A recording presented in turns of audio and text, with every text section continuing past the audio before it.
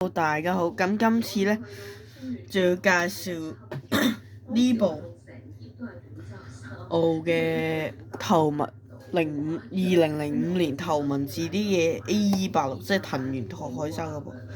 好，咁我哋就開個箱先嚇。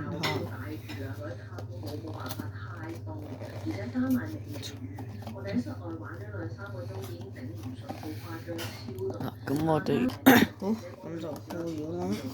咁就拎部車出嚟睇先，咁嘢就好易，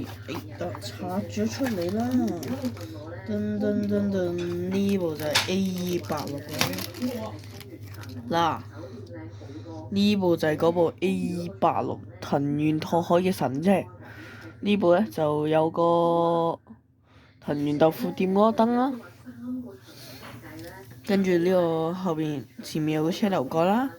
不過呢款就應該係未改裝，即係原本嗰款，因為相信大家如果有睇戲呢，就知之後改咗之後呢，個引擎蓋係黑色噶嘛，係啦，咁同頭先個 GTR 一樣啦，之前嗰部 GTR 一樣啦，都係可以兩邊門開嘅，同一樣下邊都有寫啦，不過下邊係冇寫嘅，係啦。咁前面就冇得開個大燈。好，呢條片嚟到呢度先啦。